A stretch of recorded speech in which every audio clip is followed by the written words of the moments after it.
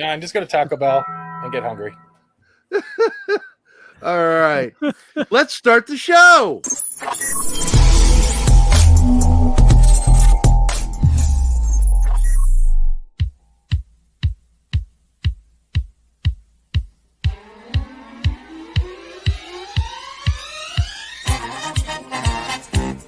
It's time for a little Funky Friday. From their funky hidden headquarters, your hosts, Keith and Gary. Not Jerry.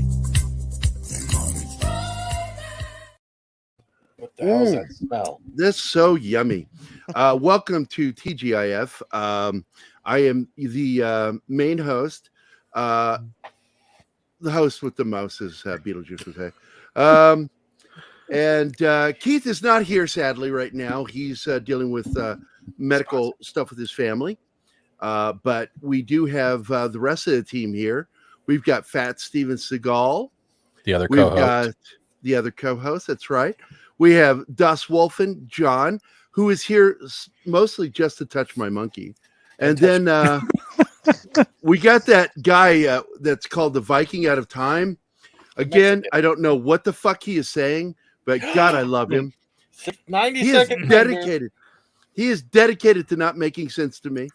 And then, of course, our guest of honor for the hour is none other than Mikey Sutton. Oh, I'm just here to cause trouble, but you're trouble enough, Gary. So what you need me for. Imagine that. Couldn't make it on time again. Mikey, Keith is here. Mikey, don't worry. We've started a petition to replace Gary with you. So you're good with that? There you go. We all signed it. Hey, Gary, I just gotta say, I was like, why does Gary look so familiar? I've known you for years now, but I'm like, you know what? You look like an 80s porn star. Have you thought about that? Right now?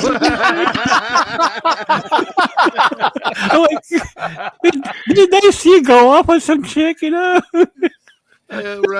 I thought you could say like out of cocaine and always flaccid. I thought that was the 80s porn star.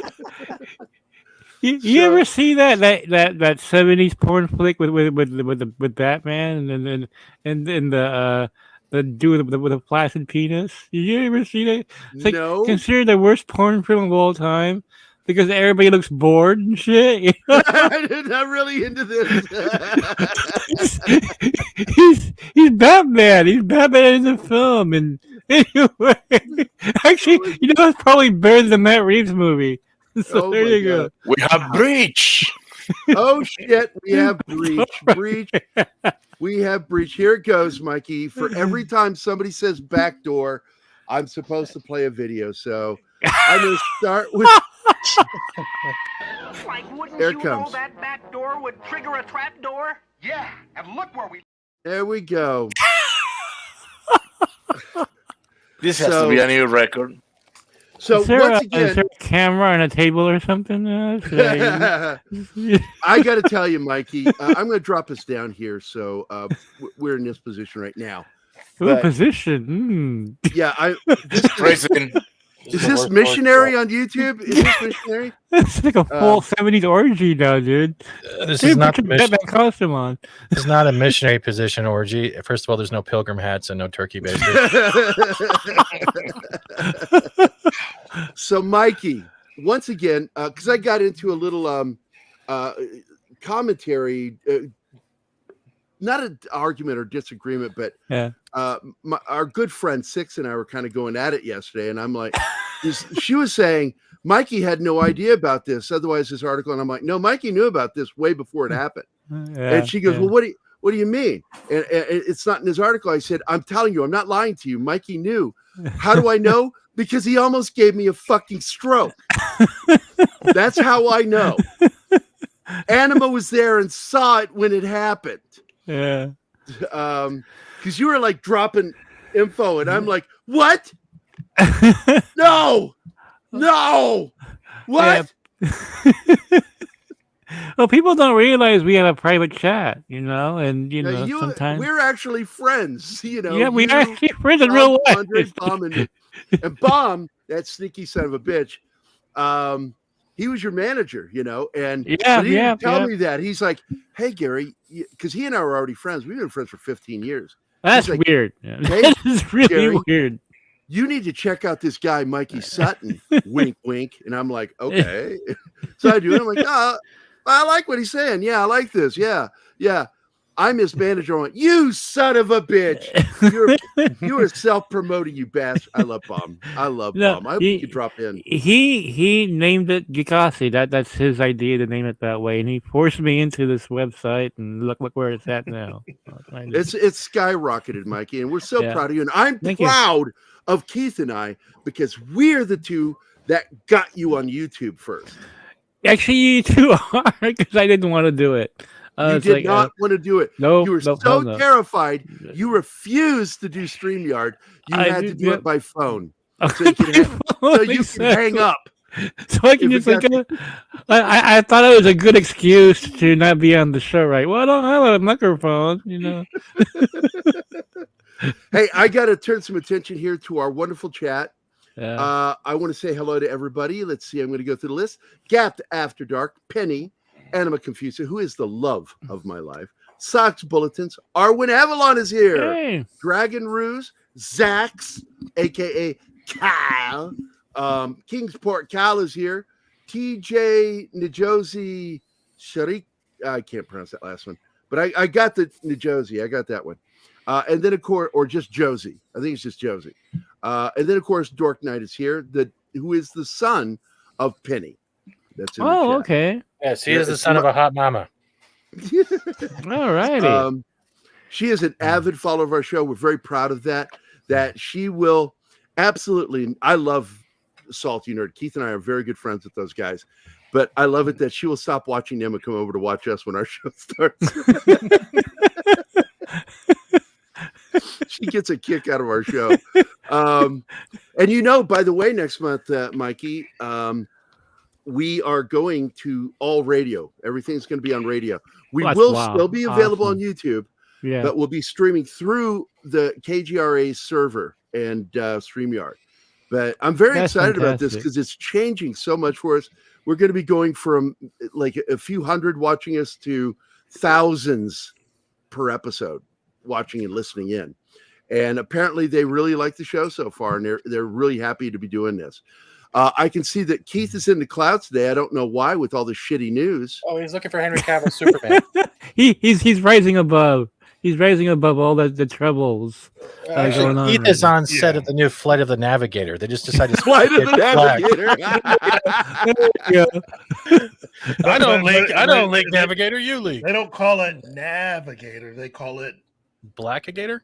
Oh, okay. Do it, Martin. Do it. Do it. Do it. Do it now. Yeah. Do it now. He's asking for now. the race list. There you go. As funny as that sounded, you sir are a racist.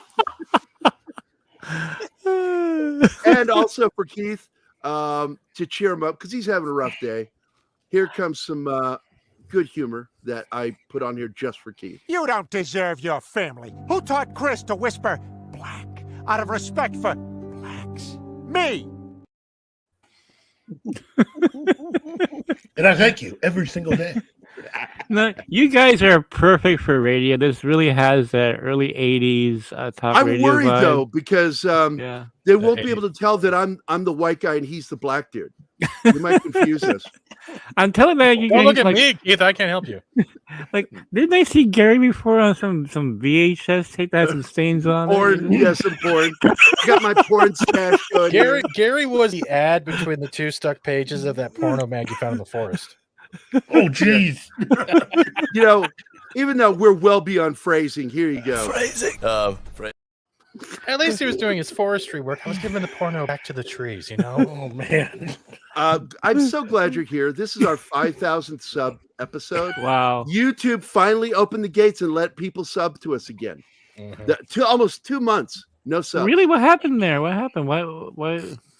I think somebody at YouTube got mad because I refused to delete something and instead just kept trimming it smaller and smaller just to see how small I could make this one thing they claimed before they stopped claiming it. Well, Gary, today's generation is all about trimming. So Yeah, it's all about trim. Oh, good God. Here we go. Uh, All right.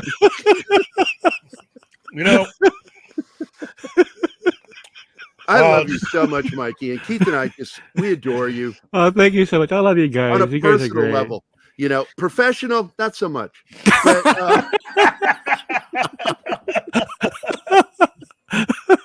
Don't worry, Mike. We have your pup. I'm never going to fucking forget what you did to me. I'm serious. And I'm not afraid to talk about it now. If it's okay with you. You drop Cavill out. Yeah. Momoa gone. Gal Gadot gone. And of course, all of us. I was so stunned. I was so and Ben Affleck gone. And I like it. If I had the sensibility, it was 2:00 in the fucking morning. Guys. If I had my senses, I would have said, "But what about what's her name? Aquaman's woman? Is she gone?" Amber Heard. Amber Heard. It's because the time zone differences. I know it's midnight for you. Yeah, I'm on a date with my girlfriend, and she's like, "Are you okay? You don't look well." Oh my God, no, no. I would just I'm telling you, he's a porno star. Look at that face. Those expressions. We did say last week, Rip Snyderverse. We did say that last week. And a lot of people thought you fucked up, saying, "Well, Mikey didn't know about this. Mikey was wrong." And I'm like going, "No, this wasn't planned. What was planned was what was happening." And here's what I'm going to say, and you tell me if I'm in the fucking ballpark. I have been saying to Keith and what's that, Keith? No, it's Pacific 414. Hey. Oh, 414. Okay. So I was saying that I saw something very underhanded happen. That while Black Adam was out and they were promoting that, including The Rock, Henry Cavill, his team, that a meeting was called by James Gunn with Warner Brothers Discovery. And I immediately was like, what? This is a gut feeling I have because I've been in these kinds of meetings with the companies I've worked for, big company, where a guy goes, "Hey, I want to talk with you," while somebody else isn't there. You go, "Look, man, if their plan doesn't work and it doesn't make us our money back, if it doesn't make $1 billion," is what I think he said. I think James Gunn said, if this doesn't make $1 billion, we want DC. We want control. I wouldn't be surprised if that is the case. But I will tell you, Gary, is that Mike DeLuca, who is the chairman of Warner Brothers Pictures Group, had completely different plans. And you can see that. You can see the pattern. He was going for the Snyder characters, not the Snyderverse per se. Yeah, the actors. He one of those characters. He one of those actors. Because Zack had come along, after his Netflix contract is finished. But he really how it works in Hollywood, piece by piece, right? And so you saw Ben Affleck's going to be in Aquaman, The Lost Kingdom. You have Henry Cavill's going to be in The Flash, and Ben Affleck's in there as well. You saw where this was going. Okay? There's a pattern there. That was pretty obvious. They showed Batgirl because Batgirl doesn't fit into keeping that timeline. Batgirl was part of Walter Hamada's original plan of reboot. And then all of a sudden, now, when James Gunn took over, everything changed. Everything completely changed. Mikey, sorry, I have a quick question. Where does Blue Beetle fall in all of this, though? Because that's one thing that seems to be very quiet. No one's really talking about, but that is done, right? It's in its final productions. It is, yeah. And the thing with Blue Beetle is that they're gonna make it fit into this reboot now. Nice. There is still time to do whatever tweaking they can to put it in there. And again, they want to focus on that younger cast, and so Blue Beetle is an essential part of that. I'm hearing some pretty negative stuff, man. I mean, stuff is leaking about what was discussed, and I'll be ready to put this out there with my own snarky humor, which I did GeekosityMag.com today comparing the new DC to new Coke, basically, which is what it reminds me of. You guys remember new Coke in '85, and all of a sudden our Coke was gone, just without us being surveyed or anything. They just took it out of the shelves and here, drink this. You'll like it. And Cavill was taken away from us without. It was very ugly. It was very ugly. It was horrible. Have you ever seen anything like this, Gary, where you have a successful actor who announced he's back, and all of a sudden, oh no, he's not back after all. Beloved by fans. Exactly. And when I was comparing it to, it's not my article, but I compared it to some friends I know. I said, what if, like, the Mandalorian when Luke Skywalker came back, right? What if it was announced that Mark Hamill was coming back as Luke Skywalker Mandalorian, instead of it being a secret and surprising? This is the article you're talking about. Yeah. So what if that was announced, and then at the last minute, oh, Mark Hamill's not in it. We recast Luke Skywalker. Imagine how upset people would be. Yeah. And so you had Henry Cavill and Black Adam. People are expecting to see The Rock and Cavill fight now. We'll never see it. Yeah, it breaks the heart. It really does. When I found out for sure what was going on with what you were talking about, I really, it felt like my heart cracked. I'm like, I'm not even a bit. You and I've talked about this, that you and I are not that big Snyderverse fans, but we love the casting. The casting is great. Is great. It was impeccable. And looking at them now in retrospect, like, man, you had a great cast. You just blew it, I mean, because we were waiting for Henry Cavill to be the Superman he wanted to be. Yeah. Because he understood Superman, and in that interview he did for the first movie, where he talked about who Superman is, I'm like, this guy gets it. He's one of us. Oh my God. By the way, Zax has a $5 super chat. That's Canadian $5. Mikey, if Momoa is leaning towards Lobo, please say backdoor Gary. Backdoor Gary. There you go. I hope you're fucking happy, you cocksucker. And here, what's interesting, guys, is that when I first saw the announcement for Jason Momoa as Aquaman, I'm like, why are you casting Lobo as Aquaman? Aquaman, really? I know, right? All right, I got to play a video for thanking him for that, and it also is a backdoor Gary video. Open your back door, baby. Loosen your hinges, I'll show you my key. A lot of backdoor action on that show.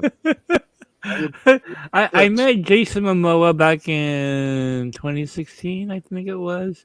That is the biggest dude I ever met. That dude is huge. And the way he was dressed up and everything, I'm like, you're Lobo. What the hell are you doing as Aquaman? You hear this heavy metal music playing really loud. And but anyway, I mean... Now that it looks like Momoa isn't going to be Aquaman anymore. Yeah. I know that we had talked about on my show earlier, but could you see someone like Alan Rachel, the lead actor from Reacher, play Aquaman? Seeing how physically he looks almost identical. Well, holy crap. He was supposed to be Aquaman back. No. He was Aquaman on Smallville. That's what I just said. Yeah, but physically now, he is a near identical match. He's a beast. Yeah, but he's a near identical match to Alex Ross's version of Aquaman. Yeah, I mean, I could see that he also played Hawk on Titans as well. Yeah, very well too. Very well too. Yeah. I can see that. It just, the thing with the new DC. Okay, I gotta bring this up, and there's something that I brought up a week ago before all this dropped. Let me ask you guys this: you guys know Hollywood pretty well. What if Aquaman does close to $1 billion? Okay, and miraculously, The Flash is so good, the reviews are so great. Let's say it makes $800 million. Okay, why would you reboot this now? If you're a studio, hits are so hard to come by on that size right now. Why would you just okay? We'll start all over again. Does this make any financial sense whatsoever? Well, No. I would say this. Given now all of the financial stuff that we found out and now Yeah. still finding out about both Disney and Warner Brothers, Yeah, I can understand why certain moves have been made. yeah, You are right, though. yeah. If Aquaman and the Flash do well, that is really going to royally screw them in a way. Because now, if you're having to renegotiate, it's going to cost you even more money to get them back. Yeah. And with Henry Cavill, you know, he could be making some moves that would make it really. Well, we already know the movie made as an executive producer and star for Warhammer. Yeah. And that's not the best news. That is not. I mean, not for Superman fans. No. No. What I'm saying is, all of us know and have known for a long time he's a big Warhammer fan. Yeah. Okay? Yeah. He is. The Yeah. downside to that is the fact that Jim Sulky is still there. Oh, Okay? yeah. Jim Sulky is an idiot. Yeah. And unless something changes, big time, the Henry's gonna and his production company are gonna have to make a lot of concessions as to how they present Warhammer on an Amazon show. You know, which is what will eventually happen because of what you said. Yeah, Jennifer Sulk is an idiot. She is. Yeah, but I would like to point out that yes, this is the streaming service that is responsible for that $1 billion show, but they also did the Terminal List. They also have Legends of Vox Machina. Yes. Uh-huh. Yeah, they do, and they also have Jack Reacher, and they have the Terminal List. But the thing is that all those, let's say, big name projects, they are all, you know, filled with all this woke propaganda and all that. You know, just look at the Wheel of Time. Look at the show that we do not mention. I mean, they always have this sort of tendency. Thank you for remembering that, my friend. Thank you. We don't say the name of that show on this channel. What, Rings of Power? Cocksucker, Really? Right in your vagina. Yeah. Hey, I want to welcome some more people to the show. Pacific 414, of course. Willie the Monkey King's music channel of doom. Fucking long name. Pat S., our producer. Your Muslim uncle, which is our Muslim uncle. Assalamu alaikum. Assalamu alaikum. CJ with Action Grip and Alex Moore. And then I also want to thank Darius Munchausen for his $1.49 super sticker. I'm assuming it's a thumbs up of some kind. Well, I can't. Does anybody know what he? It's actually popcorn. Popcorn, which is one of my favorite lines from Grosse Point Blank. Popcorn, or bing, bing, bing, bing, bing, popcorn. Dan Aykroyd, come on, man. Yeah. Video for Darius, because we have another super chat. Oh yes, let's play your little video, and for you, sir, I'm going to play this one. I bet you like to read a lot too. Print is dead.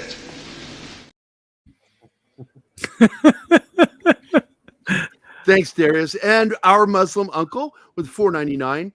Congratulations to the biggest collection of various nerdums and the second biggest a-hole on the internet, Gary. You guys rock out loud. Well, we love you, buddy. We love you too, man. For you, I'm going to play this very special one I made just for Don Ecker. You got any good stories I could tell him about how cool Nam is? You know, there's lots of things you expect in war. Carnage, the sleepless nights. But what they don't prepare you for is the incessant use of Fortunate Son.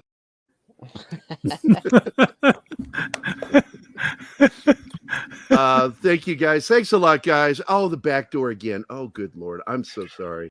Strong. I'm going to go check the back door. Back door. And he's not the only one. And I blame Paulie for this shit because he started it. Paulie started it. I got to say, CJ, I hate being the bad guy with that news, but just like I had brought up with Jennifer Sulky, what makes you think things are going to get any better if Henry Cavill happens to somehow end up with Marvel? Because the reason why he ended up leaving Netflix and The Witcher It's probably one of the reasons why he would probably not work with Marvel from here on out. He is such a big fan. Why would he subject himself to just probably signing up with a group that's not even going to come close to doing anything like? If I were him, I wouldn't be doing any comics for a while because And I got to be honest with you, he has to be aware of what a fucking mess it is over at Marvel. Oh, of course. Of course he's not going to sign up over there. And I personally think that whatever happened, I think he and Gunn ended things on at least reasonable terms. Exactly, CJ. That's what I'm saying, CJ. What you just said, I don't think he would take the job. I think ultimately, I don't think Gunn was dumb enough to completely burn any bridges with someone like him. And I think Cavill would be very useful. I want to get Mikey on this one because let's get into Gunn. Because my problem with Gunn is the same problem I have with Taika Waititi. When he's being managed, he does good work. Okay? Yeah. When he's doing his own stuff, he does good work. But when he's working on a project and they give him too much rope, we get Thor: Love and Thunder. And with James Gunn, we get The Suicide Squad, which was just a crapshoot. I hated that movie. Awful film. Yeah, I hated that movie. I disliked, even though I love the show Peacemaker, I enjoyed it. Yeah. It's not canon. You and I are absolutely simpatico. I know you and I are. Yeah. That is parody. It is not canon. Stop trying to make parody canon. And I disliked when the Justice League appeared in it. Yeah, that was the worst part of the show. I hated that moment. The whole fish fucker joke. I'm like, fuck off. Stupid. This is my problem with Gunn is he's irreverent, just like Taika. Yeah. Irreverent people mean they lack reverence. Now, you're talking about comic titles that deserve reverence. Yeah. You think you're going to get it from him? Remember, I love Guardians of the Galaxy, but I didn't like the comic. So I didn't realize how irreverent it was compared to the comic. Yeah. What he did to Star-Lord. We're going to get some of the same shit. If you want to know what he thinks of Superman, watch Brightburn. Well, it's a dumb fucking movie. I didn't like it. It's like, so you've got a villain that can kill everybody. No threat at all. Great. Good writing. Nothing can destroy him. Not even his parents' love. Fuck off. James Gunn can make good films. He really can. I absolutely tagged him and thanked him for the Guardians Christmas special. It was really fucking good. I enjoyed the shit out of it. But with DC, fuck off. I have no faith in that man. None whatsoever. And with this latest stunt, I know I don't. I'm going to stick by my guns on that. What do you think? Well, first of all, Gunn apparently told Cavill that he can come back to DC as a different character. That is something they're going to be discussing, but I think it's a consolation prize, and honestly, I don't really believe it. I think it's Cavill won't do it. He will not do it. He's not going to do it. Who else can he play? I mean, Batman. Yeah, there you go. Right, and people are always going to be. You see Cavill's face. You think Superman. He just looks like Superman. If he was never cast as Superman, I would think he looks like Superman. Just Captain Adam. Yeah, there you go. Adam. Well, wait, you have a question? There's one thing. If he does decide to take it, there is a possibility that they can actually play him off as Kingdom Come Superman. There you go. Now that would work. Yeah, it would. Keith, I have a question for. Sorry, Keith had a question. He was raising his hand to me, trying to get my attention. I could actually see Cavill end up working with Steven Spielberg if they ever made a Black Hawk movie. Oh my God, dude! What is it with you and bringing up Black Hawk? Always go. Bringing up Black Hawk. What the fuck, dude? There's an H in there, motherfucker. It's Black Hawk. Hawk. No, that would make the film very marketable to people who've never heard of the character for sure. Mm-hmm. Yeah. In Look, fact, man, he's a top talent. I don't give a shit what some people say about him. It's a minority. Majority of people agree. This guy's a fucking movie star. We need movie stars. We haven't had a good movie star in a long time. Well, that's the reason why, unless you're looking at major changes happening at Marvel, and even though they are retooling Phase 5 and 6, supposedly, I don't think there are going to be enough changes to offset bringing in someone like Cavill, who is basically going to make his feelings known if you were to see any of the BS that led Phase 4 to going downhill. You know, I mean, you might as well take your chances staying with Warner Brothers if that's going to be the case. Yeah. What do you think about that, Mikey? I got a feeling that Cavill will be pretty busy with Warhammer. Right? That's his dream project. And the fact that he has creative control over it. And I think right now he's very wary of doing these projects, these superhero projects. Unless you said Steven Spielberg. Why would you not want to work with Steven Spielberg? You know? Right? Wow, well, that's a goal of every actor, I think, to be like the impossible dream, right? To work with the master himself. It's also a dream project because I want to go down the line here, Keith. Viking, you had a question? I was just going to ask Mikey if there is a possibility, because I mean that excuse, he's not the right age, you know, they're going younger with well, Dave's gonna like him younger, I guess, right? Yeah, but I think that maybe he's going to go with Jonathan Kent then. John Kent, sorry, the Superboy, the son of Clark Kent. And I mean, I see that possibility. I don't like it, but is that something that might be on the horizon from Gunn? Well, here's the controversial piece of speculation. I mean, he will definitely be Clark Kent, but what if it's Clark Kent with Jonathan Kent's current status? If you know what I mean. Ooh. Oh, Captain Flails and protests? Yeah, let's get on that one. Oh, yeah, goody. So, just saying, Danny, you never know. You had a question? I did, yeah. Excuse me, sorry. Did you guys see Angry Joe's meltdown over this, and do you kind of agree with him? Because I agree with him, and the whole premise is, if you haven't, is we don't want to see another Superman origin story. You know what I mean? And that sounds like what they're going with. Yeah, well, it's a rewind backwards, but not an origin story. They're doing everything short of the origin. Yeah. Okay. What it sounds like to me, guys, is almost like a continuation of Smallville, because it's about him and his initial days at Daily Planet. Okay, so you're gonna skip the Smallville part. He's Metropolis. So basically, you're continuing Smallville, like the year 11, season 11, we never got, right? Like, I have no interest. Oh shit, guys! 6 with $20 super chat. There's a lot of shits in there, and all of those I know are aimed at me. Every one of those is aimed at me. Midnight's Edge Raid, congrats on 5,000 suckers. Das Wolfen is my favorite, though. He's a lot of our favorites, Das Wolfen. Especially the prison inmates.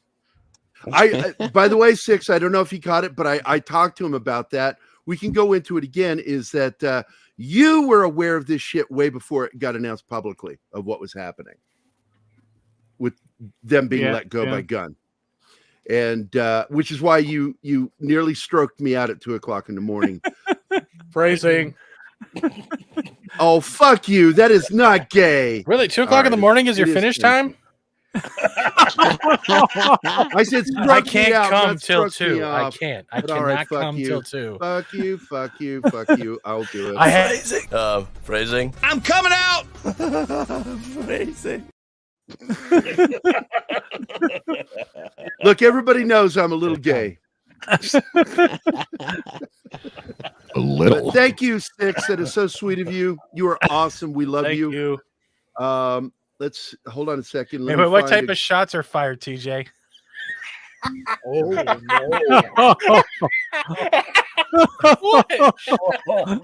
God, Steven, fuck you, man. God damn.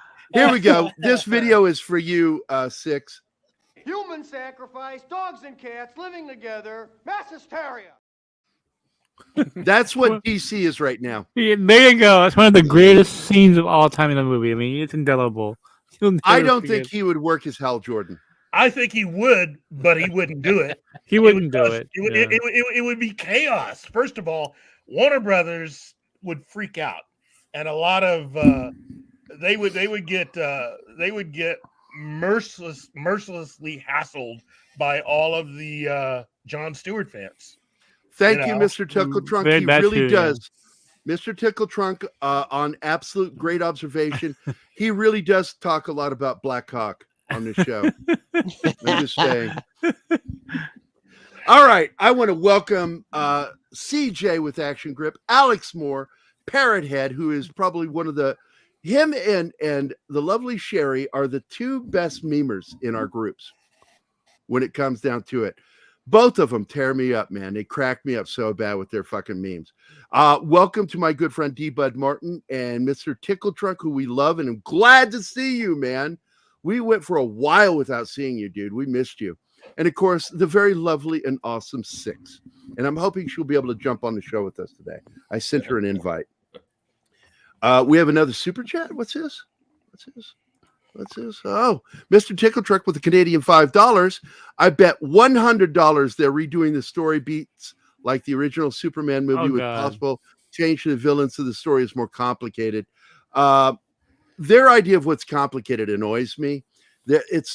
Look, Mikey knows this as well as I do, that you can have a story without a plot, but you can't have a plot without a story. There you go. Exactly. That's very true. Way too much on plot points and plot twists. Yeah. And it gets exhausted.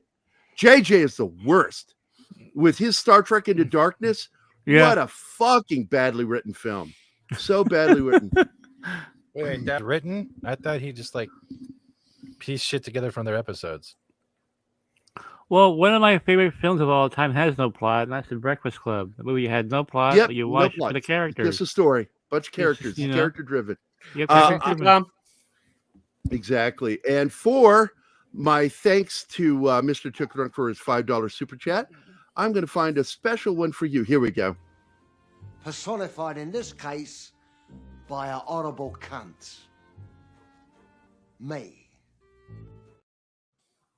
Well, I have a quick question. This is kind of serious.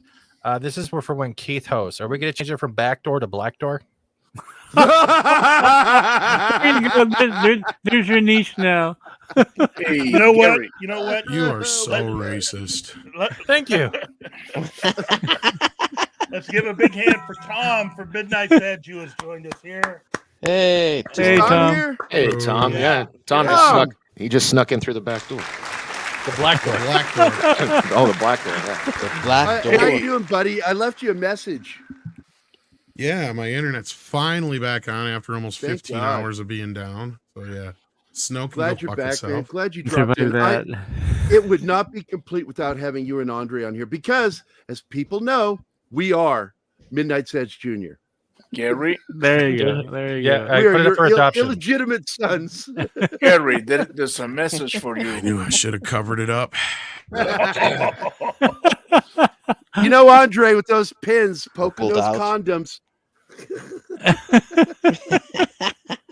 Gary, I have a message. Yes. Yeah. What? You have a message. Where? On the screen. On below screen. My face. Pop culture I need you to send a link for your guest. I just sent a DM. Oh, for Doomcock. Yes. I will definitely send him a link. Well, you're looking you and Doomcock get along now, right, Mikey? Yeah, I mean, I never really had anything against him at all. Yeah, but you guys worked out the difference. He gave me credit for Kathleen Kennedy, which I really appreciated. I thought. Well, the nice thing about because he said something this week, and I hope he talks about it if he joins us. Because we're still, I'm not totally sure if he'll be able to make it. I'm hoping he'll make it. Yeah. But what I wanted to mention, what he talked about on his show this week, was that that David Zaslav, according to his source, was pissed about Ben Affleck. I think that's how he said it started, that Ben Affleck was dragging his heels or hemming and hawing, and Zaslav got irritated, and that when when Black Adam didn't make its money, he apparently got really pissed and pulled the trigger and said, "Fuck it all, reboot it." Any truth to that, you think? I haven't heard anything like that at all. We'll see what transpires. You know, when Gunn took over, man, there is like this wall of silence that happened there, and now I'm realizing curious because it's probably Okay. stopped. Someone's trying to join the studio and it's full right now, so I need somebody to step back for a second. It's probably Andre. Oh, yeah. Please, somebody. There we go. Thank you. Yeah, we're gonna have to rotate some. Martin, I'm gonna need you to be in charge of the rotation. Can I ask a quick question, and I'll dip out for a few to open up some space. It's for Mikey.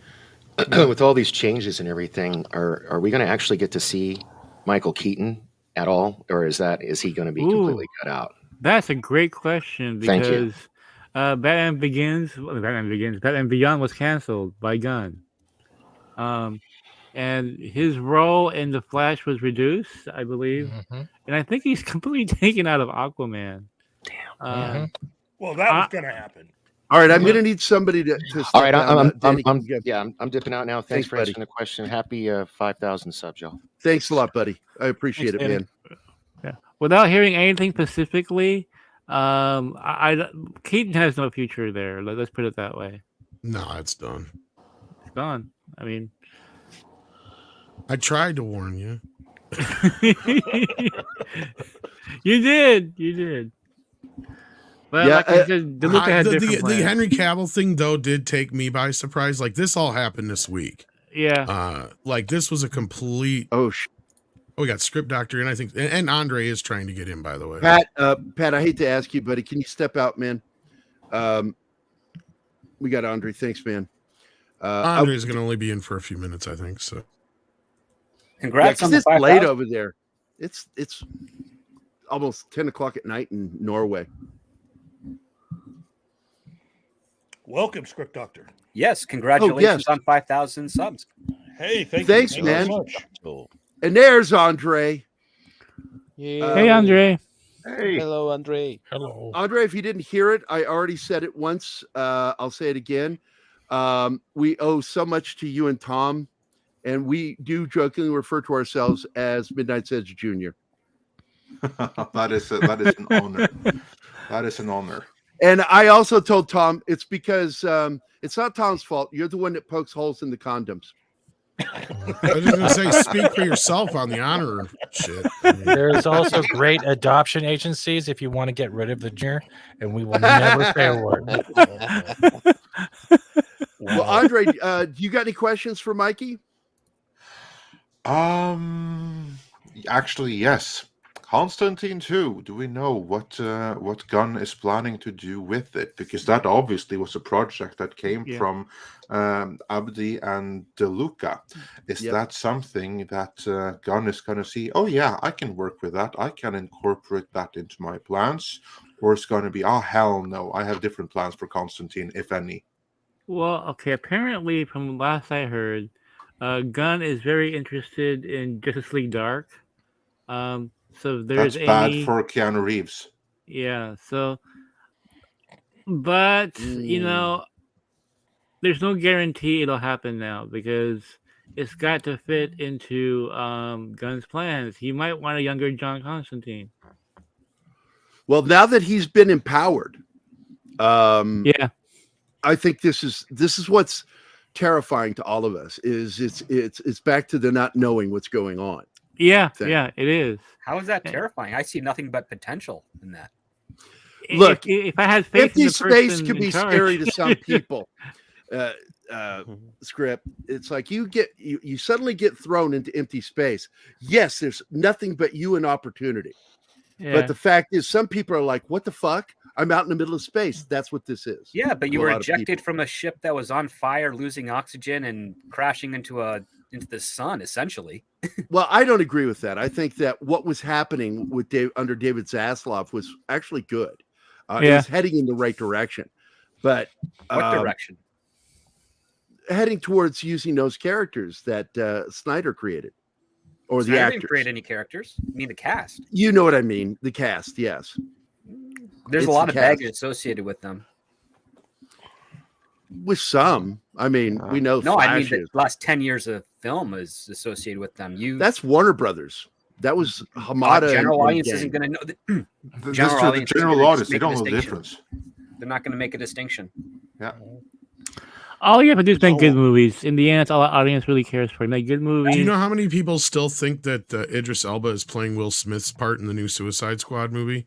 Yeah, lots. yeah. Like they did such a piss poor job rewriting the character that people think he's playing the same. They don't pay attention to names, characters. They just see faces. Yeah. It's true. That's exactly right. True. And you know You're what? right. I see the thing with James Gunn. James Gunn right now, I think, is very much a situation of the devil you don't know. And that's the scary part. Yeah. Because we don't know what he's going to do. For all we know, James Gunn could still deliver the best DC universe ever. But what we do know is that he's not going to go with the familiar. He's not going to go with the faces that we all really enjoyed with those characters. He's going to do something different. But what is he going to do? Is that going to work? We don't know. And that could go either way so far. And I think that is the scary part. Yeah. Yeah. What scares me is what Gary brought up about the irreverence, because I don't like how he interpreted the Vigilante and Judo Master and Peacemaker, which I liked Peacemaker, but Vigilante Adrian Chase, I really liked that character in the comics. A lot of people did. Yeah. And when Mark Wolfman, created him, and he had his own series, and that new Teen Titans annual where he first debuted. But to turn him into a joke, and I know Gunn is not going to direct everything, but his taste though is what concerns me. Well, Peacemaker was making a mockery of everything of the previous Warner Brother regime with Zack Snyder and the original producer Christopher Nolan. Yeah. That's exactly what it was. That he's basically saying, if we let Zach and Chris and old WB had their ways, they would have given us this vigilante, but it would have been serious. Here I am doing it, but making it a joke. Yeah, exactly. And that concerns me going that takes forward. Brilliance. No, that takes brilliance, man. Because he's basically saying, this is what the studio wanted. We want this vigilante. He wants to be hardcore. He wanted to do this and crazy. He's like, okay, well, I think that's ridiculous. So here's how I'm going to reconcile it and make a mockery out of it to show you why you guys are idiots. And he did. But you know why it works? Excellent. It works. I reckon that it works because it's okay for Gunn to work with quirky characters or with quirky situations. I mean, just look at the Guardians of the Galaxy. Look at the Suicide Squad. These characters are out of the ordinary. They are freaks, outcasts and all that. But, and this is a huge but, and it's only speculation, that cannot be the direction that all DC can take, because it will be Zack Snyder all over again.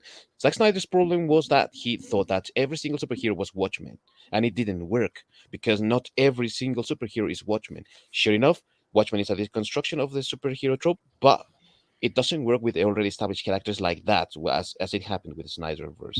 And the same situation can happen with James Gunn and all this quirkiness that he boasts all over the place, la Taika Waititi, And I reckon that's one of the dangers that we have right now, that this is the potential course of action, and we cannot have another MCU full of shits and giggles, That's fair.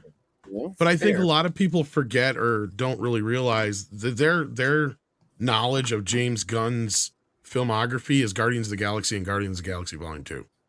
Yeah. Like they don't realize that this guy has made over half a dozen films prior to this. Yeah, and if you watch I was following him before even Mike. I was gonna say Super was a movie where if you watch Super, you can tell he can handle several different kinds of tones. Now again, I'm not saying he knows he's not even like pretending, like he said he's writing Superman, but it doesn't even sound like he's thinking about directing it. He said, I don't know who's going to direct it yet. Because he said that. I read that too. I think he's going to look for somebody else completely because he knows that's not in his wheelhouse. So, I mean, I get that fear, and I see that as a fair fear. But I look at it this way. Look at the difference between the Guardians of the Galaxy when they were in Infinity War and Endgame compared to what they were in Thor and Love and Thunder. They were shitty in Thor, Love and Thunder. You want to know why? Because they didn't have James Gunn on the set, and they didn't have him write those bits. He wrote those bits in Infinity War and Endgame, and he was there helping the Russo brothers during that because they were setting him up to be basically Feige's co-runner of the MCU going forward, because he was going to oversee the cosmic side of things. Yep. So, I mean, he was already kind of being prepped for this job in a weird way. It's kind of odd. So I'm willing to give him the benefit at this point. I was upset about Cavill too. It took me by surprise, but Script's right. You cannot build something on a faulty foundation. The general audience is not going to understand why it's the same Superman, but everything is different around him. It's not the same world we used to live in, where they used to be able to do sequels like that, where people just kind of, whatever, it's a new movie. You know, like they can just overlook certain things. They don't do that anymore because we're so nerdy and intricate to this stuff that I think it's probably the best to do, because it's been a decade. Nothing has come of it. They've had maybe 2 films that you can kind of point to and say, yeah, they made a couple of bucks with those, and that's about it. At this point, it's a dead kind of thing. I mean, there's no dead horse have been dragging across the desert for a few years. But here's the other part too. James Gunn has been reading comics since he was a boy. He's in his 50s right now. I don't know a single DC fan in their 50s that likes anything of the last 20 years of DC Comics. Yeah, that's a good point. Very good for the potential of what this series Amen. will have. There's the new 52. Fuck them. Yep. There's 2 things that might work with James Gunn. If we actually look at kind of like the silliness yet the seriousness of, let's say, the old animated 90s Justice League, Gunn has the potential to deliver us that to a degree, because it had the seriousness, but it also had those comedic moments. And secondly, what Midnight Edge was saying, Tom, is that you're right about the foundation. We have seen enough of them trying to tear down a foundation, and maybe James Gunn has realized this, and now it's time to start new base and build a legacy without the attachments of the stuff that has caused, no offense to Snyderverse lovers, it's a fantastic thing for all y'all out there, but some of them have gone to the point where it looks like a cult, and that stuff needs to stop. You need to start making that everyone can. It can be rather cultish. It is, and I'm not trying to be discriminatory of this stuff, but like when you see some of this, you're like, I wish I invested in pitchforks because I'd make a lot of money off them. Well, my question I agree with. We got a super chat from Polly. Oh, yep. Polly is in the chat. Hello, my friend. Did you send him an invite? You got a full panel. No, if you did. Yeah, no, for later. He can come in, because technically I expected everybody in the second hour. But I really congratulations, gentlemen, on the 5,000 in the back door. Thank you, sir. As the inventor of Gary's back door, we thank you, you son of a bitch. We love you. I just love a tongue-in-cheek humor on this show, especially butt cheeks. I have tried to, and it's there you go. One of the things that the other Mikey, Mexican Iron Man, likes about what we do is we actually try to treat it like it's a network, because we are a network of friends, and we share a lot of the same friends chat, and it's like it's so important to have that kind of relationship and rapport. And it's part of all I really want to do is have my rapport with the chat, which I've been ignoring, sadly. And but for you, Paulie, I wish I had a better video for you. You deserve a better video. Here, this one's for you right here. Actually, I'm going to play 2 videos, one for you and then one for Andre. This one is for you, Paulie. You're reading a magazine. You come across a full-page nude photo of a girl. Is this testing whether I'm a replicant or a lesbian, Mr. Deckard? A lesbian.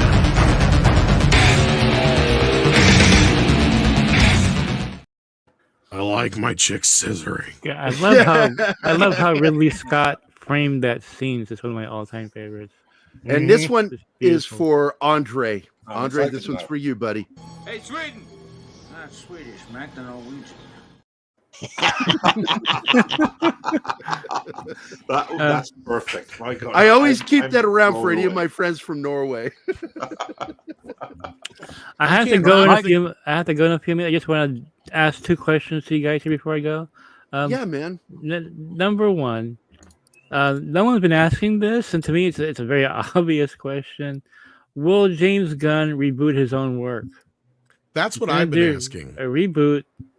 Well, Peacemaker. Is that in canon, or how do you keep that in canon if you're rebooting? Right. I don't think he would care, because it's basically, I get to work with the DC studios, but I got the stigma of old WB and everything that's come before. But then he's like, oh wait, I'm in charge now. well, screw that. I'm going to toss away anything that I didn't like, and I'll repurpose it and reboot it however I want to make it work. Because you're basically writing under an like a sword where you fail, you're done. And now he's like, oh wait, I'm the one holding the sword now. Screw that. I don't even care. Like, I'm going to keep whatever I worked that I liked and then throw out the rest. Basically, yeah, because his Peacemaker 2 season 2 will run in tandem with the other movies that still need to be released. Mm-hmm. And honestly, if he keeps anything of his universe and kills everything else, that's the first thing he's going to do that's going to kill any potential of him having a fan base. Because they're going to see that as a selfish move. Yeah, if I were in Gunn's position and say they said, Script Doctor, we're going to hire you to do a series about the Outsiders. And I'd be like, okay, great. And they're like, these are all the rules you have to stick to that's been established by the last 6 movies. And I'd be like, okay, fine, I'll have to work with it. And then I do this show and it does well. And they said, great, now you're in charge of DC. What do you want to do? I'm going to throw out everything. I don't even care about the stuff. Even though I made something great, a flower out of dirt with my Outsider series, screw it. It's I don't want the weight and the monkey on my back of that plan. I'm starting fresh because I can create more stuff. I am not uncreative that I have to rely on that garbage that I had to make work. I can make something new. And I agree with you on that, buddy. I do agree with you on that. Hey, Mikey, before you go, one, thanks for being here, buddy. I appreciate it. Thanks, man. Mikey. Congratulations on 5,000 subs. Thanks I think a when lot. I was first on your show, you had a couple hundred subscriptions, I think. So you guys have come a long way. Oh man. And now we've been picked up by a radio station with hundreds of thousands of listeners. That's awesome. And we're very excited about the pickup. Awesome. But I do want to ask you this question because you're going to drop a big bomb today. But I think that bomb dropped on Wednesday. Am I correct? Well, I was planning on, but it's not here yet. I'm still waiting for the FedEx to. I have the biggest scoop of all time, and it's going to shock you guys. But you're not going to drop it today? I'm not allowed to drop it today. Actually, I won't be the one dropping it. See, that's the irony of it all. Something else is going to drop it, and you guys will find out who will about be dropping it so we recognize it? You will. And the last thing I say before you go, Mikey, is I love you, man, but please don't fucking give me a stroke at 2:00 in the morning. Yeah, that's just Tom. If it weren't for Tom, I think I would have completely stroked out. Wait, Tom, calm me the fuck down. Mikey, you need to wait until he's on air and then do it so we can all laugh. Do it in the middle of the show. There you go. Watch people watch me melt down. I really did. I was melting down. I'm like, what? No. Anyway, buddy, thanks for being here, Thank man. you so much. Hey, congratulations again to you guys. Looking forward to hearing you guys on the radio. How awesome is that? But Tom, Andre, take care, guys. You too, Mike. Take care. Can't wait for your scoop Thank you so much. for the story to drop, which I whatever this bomb that you're going to drop. It's a big one. Trust me on this. Not exaggerating. So, all right, man. Take care of yourself. Guys, take care. See you guys later. All right, bye-bye. Bye. And I have to drop out there momentarily as well. I'm just going to say that on Gun and what to keep, I'm going to take a slightly different view because Gunn already said that he is going to keep what he feels works and he's going to discard everything else. But this thing about build on what works, that could be interpreted several different ways. I would not be surprised if he decides that Peacemaker works. So we're going to keep Peacemaker. This other series that's adjacent to Peacemaker and built on the same kind of stuff, that also works. It is only connected to the rest of the Snyderverse by way of the Suicide Squad and only by way of certain characters that were in the original Suicide Squad. Don't forget about the cameos, though. Share links and cameos with Batman v Superman. So you have, like, in a sense, you have 3 degrees of separation. And Tom, you could be completely right that he's going to discard everything. But if he's going to keep anything, I think he's going to decide that these things already have 3 degrees of separation. So they can kind of fit in both the previous Snyderverse, and they might also fit in as part of the foundation, or not foundation, but they can be every bit as adjacent to the Gunverse as they already were adjacent to the Snyderverse. So I think they could continue to be as adjacent. Before we go any further, I do have to do this because we are at the middle. Hello, good evening, and welcome to the middle of the film. I'm getting used to this, Andre, because at the top of every hour when we're on radio, we got to do an ad. I mean, it must be great that, Andre, that, certain people do love the show, but here's the thing. I'm coming at it from a completely, I have no and you could be completely right for any about all this shit. I'm looking at it from a fan's perspective on the outside. Yeah. And if I were a fan right now, especially after what just happened with Henry Cavill, because I agree with Script. If you're going to do this, you have to start from the ground up fresh. Mm-hmm. Otherwise, if you bring any of your shit back, that looks like the most selfish thing in the motherfucking world. And you were going to have everybody going, but wait a minute now. How is it okay that you had cameos of Gal Gadot and whoever the fuck else was in that episode, and yet you have all this connection with all these other characters, but yet you're killing these other characters off and starting fresh, yet you're keeping this shit? That is some of the most selfish shit in the world. You're going to lose half the fan base all over again. So that's to me, it's a real shitty, messy situation if you ask me. You know what I think Gunn is going to keep? He's going to keep the colorful costumes. Mm-hmm. Because I think he's been showing the Alex Ross art for a reason. Yeah. Again, the Snyderverse did not have colorful costumes. Everything was muted in black, dark grays, night. Which is one of the things I didn't like about it. You could be right, Andre, but I think that'd be a bad move. Costumes. I think he's going to balance some levity, but I don't think he's going to diminish the serious tones of it. That's what could also be. Well, that's what DC needs, because that's where it stood out from Marvel. But Andre, before you go, any last statements? My final statement is for you guys. I do want to say congratulations on the 5,000 subs and on the radio. Thanks, buddy. Well earned, and I am so happy to have been able to be some little inspiration towards all of that. So well, illegitimate daddy, we thank you. We really need to up the condom supply. I'm just saying. We need to up the condom supply. You really need to pull out, mates. I appreciate it, Andre. I know Keith does. And thanks so much for all you guys' support, man. It's meant a lot. All right, so have a continued great Reddit stream. I'm sorry I can't stay any longer. That's okay, buddy. It's late there. Yeah.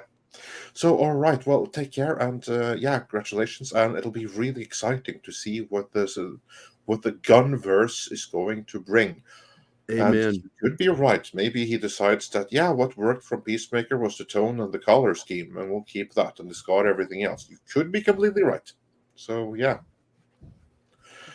All right. Well, I just think that he'll lose the Bye, Andre. Bye, Andre. Bye, Andre. It was a pleasure.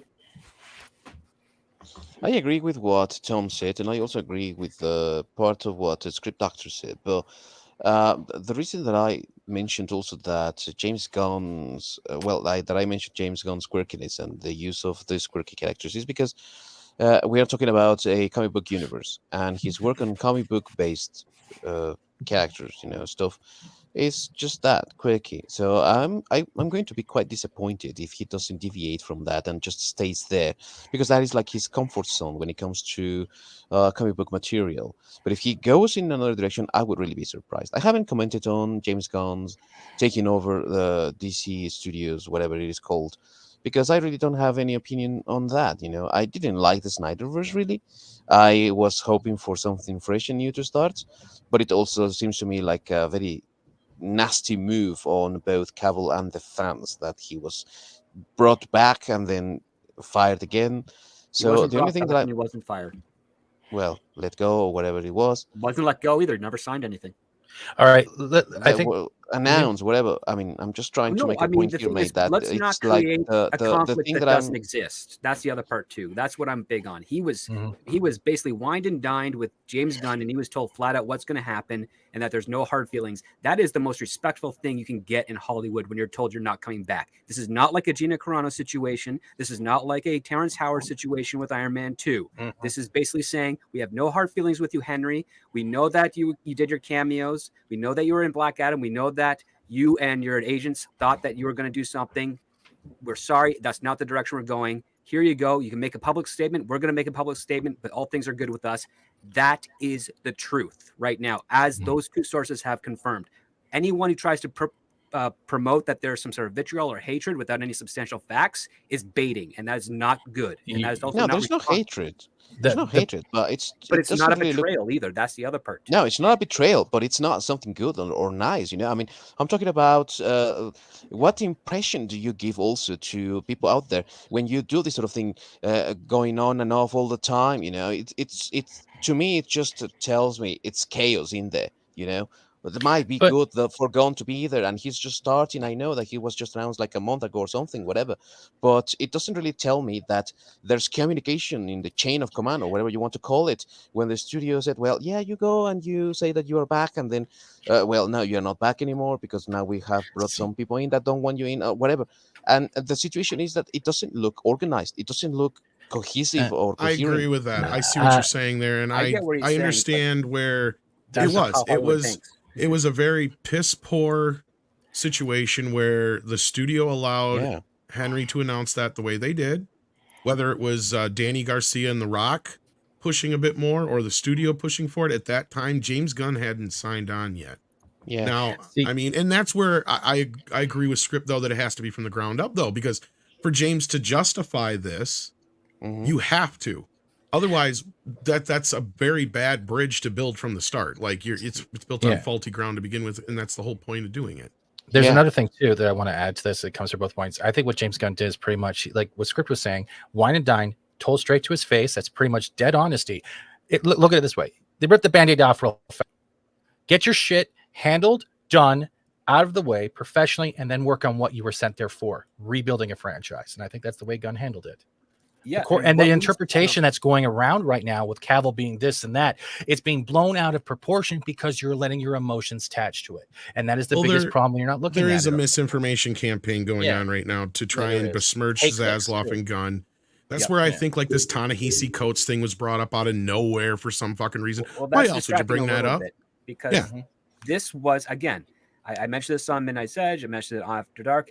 What Henry Cavill, what The Rock were doing, what Danny Garcia was doing was all cross promotion and advertising for Black Adam and for whatever their direction and pitch was for the future of DC. That's primarily what it was. When they presented it to Warner Brothers for the AOK, I would not be surprised if it was to their marketing department. They said, "Oh yeah, this is great cross promotion of Black Adam. Let's get butts in the seats. Let's do it." There's nothing technically false. Did Henry Cavill come back as Superman in Black Adam? Yes. Did he think that there was going to be hope for the future? That's probably what they were negotiating for.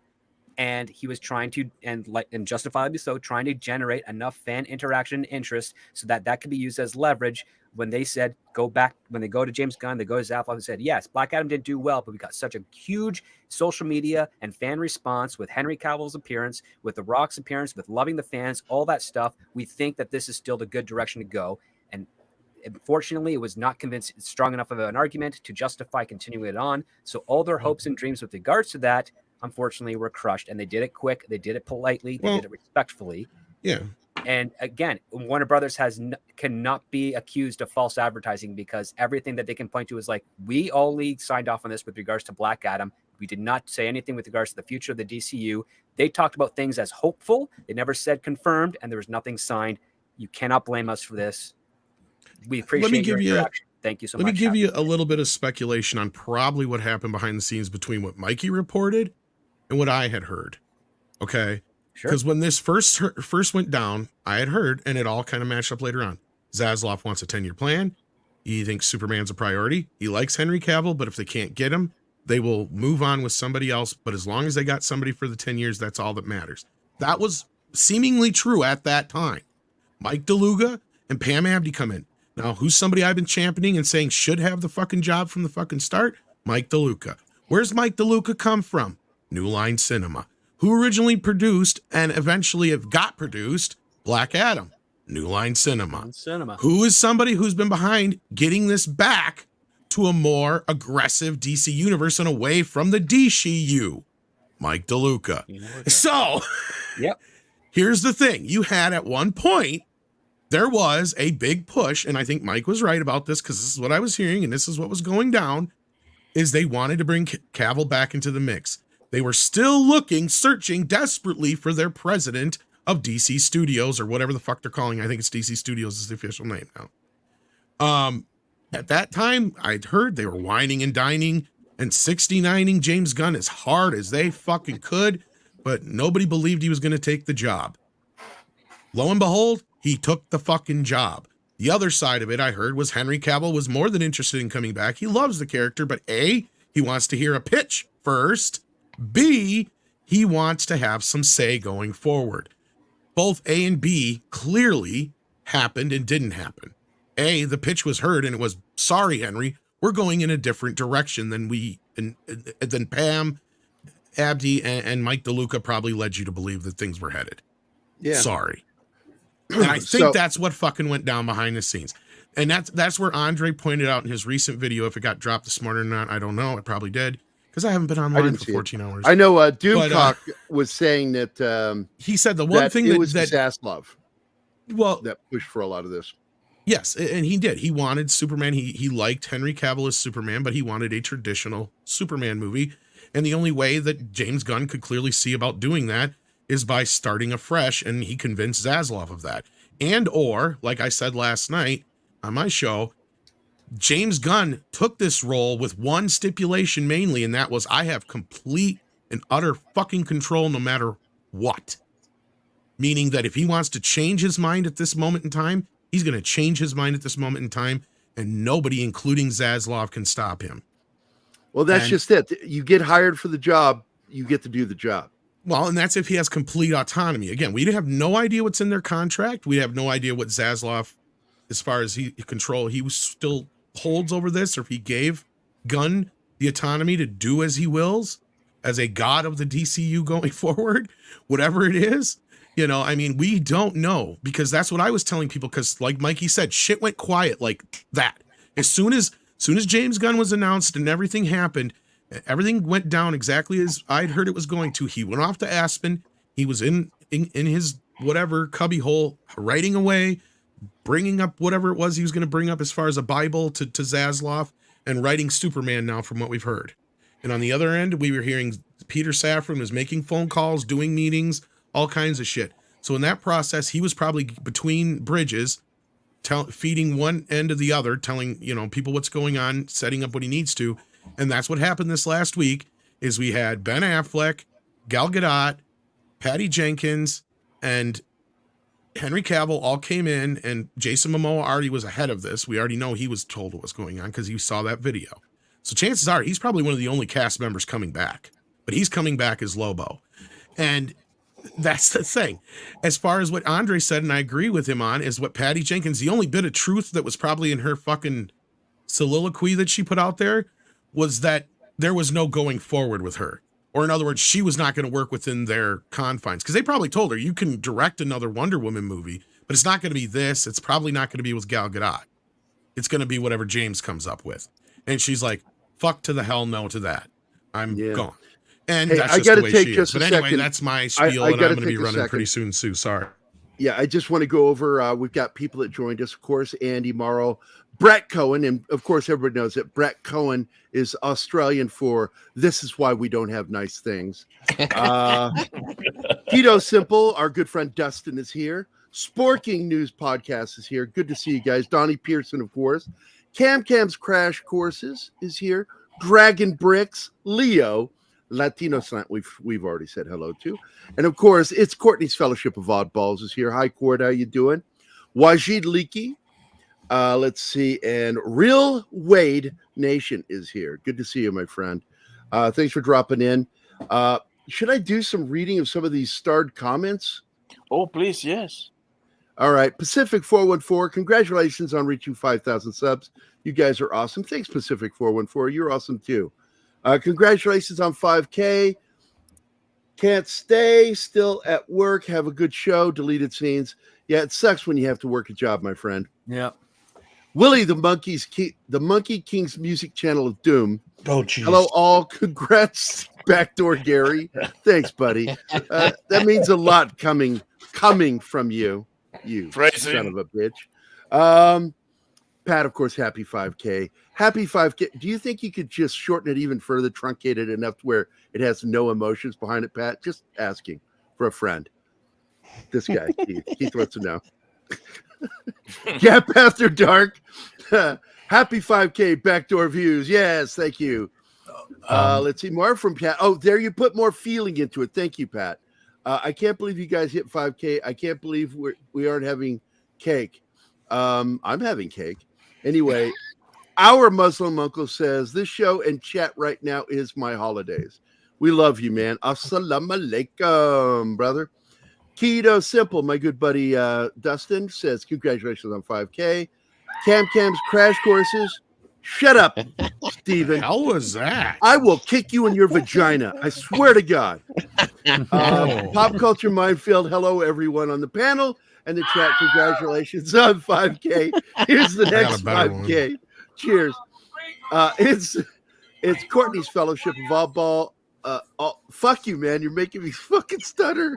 Fellowship of Oddballs. Oh, man. I didn't know John had a button to make you stutter. He has one. It's like when he yells retard. I just like I almost lose it. Kingsport Cal, how you doing, buddy? Pop Culture Minefield. I'm surprised how much y'all have grown since I started listening and watching. Thanks a lot, buddy. We love having you. You're a good guy. Retro Nerd Girl, man, love you. Congrats on 5K. Thank you. Andy Morrow is a Brit that we gained from Don Ecker. Andy Morrow, thanks a lot, buddy. More congratulations coming from Courtney. All right, you guys are just sucking up at this point. Give it a break.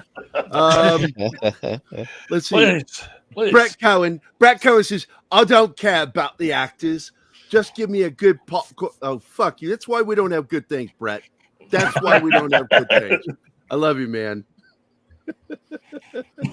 Tree Rock Creations, Pop Culture Minefield. Congratulations. Thank you, man. Krampus Jeebus. Who wants to lay some money down on this one that he's high right now? No bet. It's a bad bet. James Gunn knows how to make movies. An idiot sandwich. Just sit back and enjoy the show or get a job in the industry and make stuff too. Yep. Fuck you, Jeebus. I love you, buddy. I don't know. I don't want to work in the industry or piece of meat. Yeah, I get there on that one. I'm going to get that one. Old Warner would say, fuck you, we're changing it, and you're an incel. Yeah, I do. After Guns canceling before, I think it's all water off a duck's back. Yeah. Look, I've said time and time again, he knows how to make movies. My problem with him is he's irreverent. And I don't like it when he's irreverent at the wrong moments. We only got one Cavill Superman movie. Let me be emotional. Okay, Washid, you can be emotional about it. Give me an example, though, of when he has been specifically irreverent at the wrong moments. Because I think a lot of people are... the wrong moment was the Justice League scene in Peacemaker. And this is one that I don't agree with because I don't care. I have no skin in the game on this one. But I was told by a lot of classic comic book fans of the Guardians of the Galaxy, they despised what he did with, what's his name? Pratt's Star-Lord. Yes, yeah, Star-Lord. They made him less. Yeah, but the original Star-Lord wasn't a popular character. I don't know. I have no skin in that game. I never read. Well, and I just asked because I think a lot of people are like confusing him with Taika Waititi. No, that's because I've made the comparison that when Taika Waititi is being managed, he does a good fucking job. He does, and when he's on his own doing his own thing, also I enjoy that shit. Well, but when he's given too much rope with an IP that's not his, he can hang himself. And here's my point: is because I don't remember people bitching about the MCU being too jokey or making jokes at the wrong time until Marvel was always Ragnarok. Funny. No, I know, but I'm saying is I don't remember, and I haven't seen all Peacemaker, so I haven't seen the Justice League scene to know which part you're talking about. Peacemaker just told them to F off. It's in the final episode of. Okay, because otherwise, I'm stretching to think of any of his movies where he's done that, and I don't think I don't have a problem. I understand irreverence, and when you're doing the characters in comedy, I like that. I personally like Peacemaker in particular. I'm a big fan of Eagly. Eagly is like one of the greatest characters ever created for TV. And I'll go to the mat on that one. I will fucking love that character. It's about Gary, and I like Peacemaker. What? Before we continue with the star comments, we have 3 super chats. Oh, 4. Oh, okay. Yeah, man. Mr. Tickle Truck with the Canadian $2. You a-holes make me happy. Thank you and congrats. We all love you, Tickle Truck. We all do. Yeah. I know every one of us knows you. So you are appreciated, my friend. You are. And let's see. I got to play a video. Fuck. Okay. Now, this is the plan. Get your ass to Moss. There you go. Another one. $2 super chat. P.S. Blackhawk is Keith's superhero alter ego. You don't deserve your family. Who taught? You know, I make one suggestion. Hold on. Keith. I found out it's this. It's actually Blackhawk and Bobbin. That's your 2-0 team right there. This is just it. Now, you know, Anima has caught the fact that when I say it, I say Black Hawk. I separate the two fucking words. It's not one word, Black Hawk. All right, moving on. Thank you, Mr. Tickle Truck. If you would like to see more Blackhawk and Bobbin, tune in next week. Anima Confusa. She gives us the Croatian 7. Look, man, Europe is fucked up with how it uses decimals and commas. Really, Europe could go fuck itself with numbers. No, you are the one doing it. Thank you, Anima, for the $7 Croatian super sticker. I don't know what it is. What is it? It's a piece of slice of cake. Oh, so she's giving thank you you, your baby. cake. Yeah. Okay. So just to give it to you guys, let me play this video for her real quick. Surely you can't be serious. I am serious. And don't call me Shirley. So last night I was this one. Oh shit! I got another one. Yeah, Willie the Monkey King's musical channel of doom with $1.99. You cheap bastard! You couldn't afford one more cent. Congrats, kissing up for backdoor action. You got it, baby. Here you go. Here you go. Front door team and backdoor team. There you go. So thanks a lot, buddy. Nick, you son of a bitch. $2, 5K backdoors. Oh, you get man with the backdoors today. Pam, why do you have underpants with a Swiss flag on them? Swiss? Those aren't Swiss. Those are, they're from the Red Cross. They're defective. Anyway, me safe house, A2 safe house. I'm gonna check the back door.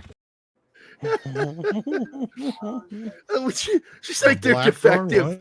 I laughed so hard when she says, no, they're Red Cross. They're defective.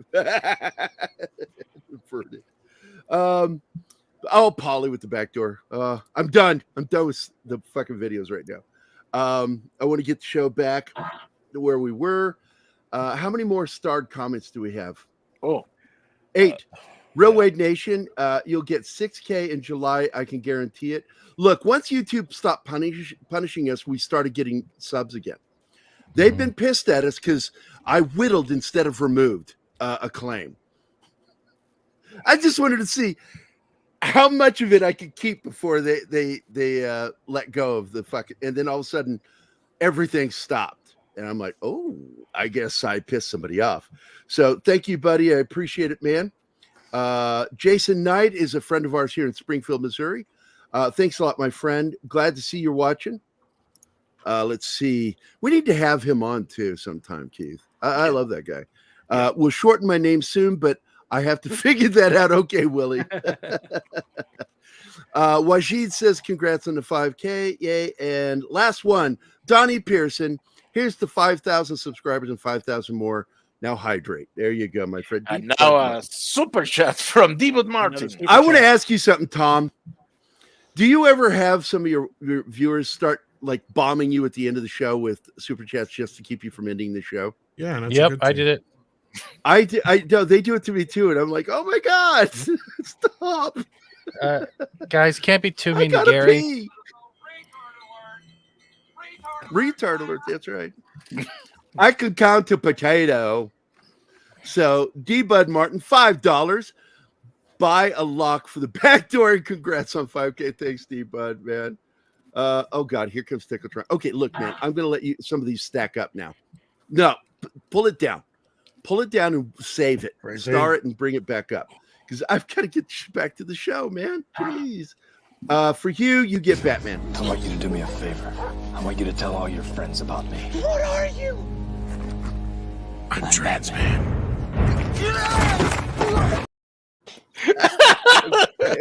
Change that to who are you? I'm fired. Yee! So, look, man, it's been a rough couple weeks. If you guys didn't know, the meltdown I had script was over that information almost 2 weeks ago, and it was delivered at 2:00 in the morning my time. Wait, the information, that Henry Cavill was not going to be. All of them were gone. Mikey started just throwing gone. Oh. And I started having a meltdown because it was 2:00 in the fucking morning. I was tired. I'd been on a date and I just wanted to go to bed, and I got that. And then I laid in bed for 4 hours, not able to sleep. I was so stressed out. Oh, really? I thought it was bittersweet news. It's bittersweet, but at the same time, I stress out over the weirdest shit. And it's just one of the weird things about me. I really do stress out over shit that everybody goes like, that's the part that's stressing you out. I'm like, yeah.